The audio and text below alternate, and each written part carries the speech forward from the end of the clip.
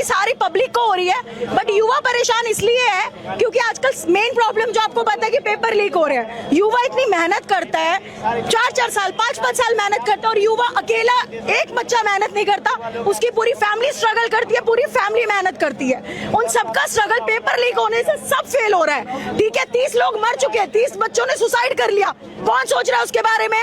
मोदी को कोई फर्क नहीं पड़ता। अमित शाह भी अपने लेक्चर देता है, अपने भाषण देता है। कोई बात अगर कोई सवाल खड़ा करो तो वो जुमला था, जुमले पे इलेक्शन लड़ते हो। हम देते हैं वोट, तब तुम उस कुर्सी पे बैठे हो।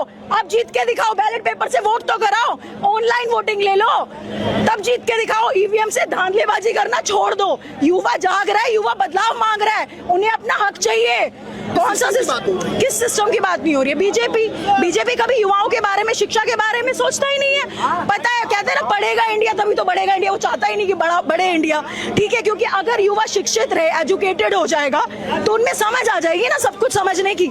और वो चाहते हैं जो अंधभक्त है वो अनपढ़ रहे, अंधभक्त बने रहे। उनके लिए हिंदू मुस्लिम बस इन चीजों में बांट के रखो, सब खत्म कर दो। देश आधे से ज्यादा खत्म कर दिया है, बेच के खा लिया। इसके बाप का देश था क्या मोदी के? ठीक है, हमारा देश है, हमने बनाया, सब भारतीय का इक्वल देश है। कौन है वो?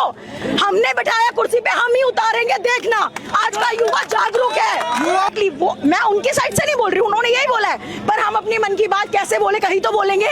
आपने पूछा, आप कैमरा लेके खड़े हैं, हम अपनी मन की बात बोलेंगे। उन्होंने बोला कि पॉलिटिकल इशू नहीं बनाना है। ठीक है, हम पॉलिटिकल नहीं, अपनी बात कह रहे हैं, पर जो मन की भड़ास है वो कहाँ जाके बोले, किसको बोले?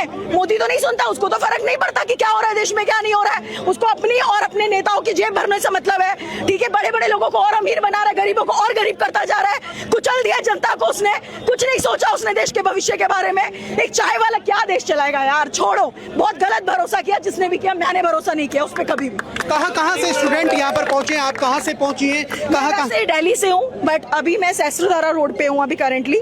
तो मैं वहां से आई हूँ, वहां से आने में मुझे 2 घंटे का समय लगा, पर मैं आई हूँ क्योंकि मुझे आना था, मुझे उनकी आवाज सुननी थी, उनको सपोर्ट करना था, और सारे युवा का दिल से उनको बहुत सपोर्ट है। आपने सुनी है राहुल गांधी आगे मंच पे हैं, समाप्त कर रहे हैं, आपने बात सुनी? आप पहुंचेंगी या अभी पहुंची नहीं? मैं पहुंची हूँ और मैं जस्ट बाहर पानी वानी पीने के लिए, थोड़ा ब्रेक के लिए आई थी।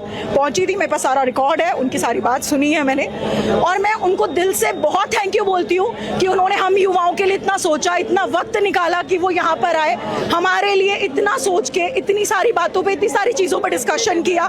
Seriously I am really thankful and appreciate that. ठीक है।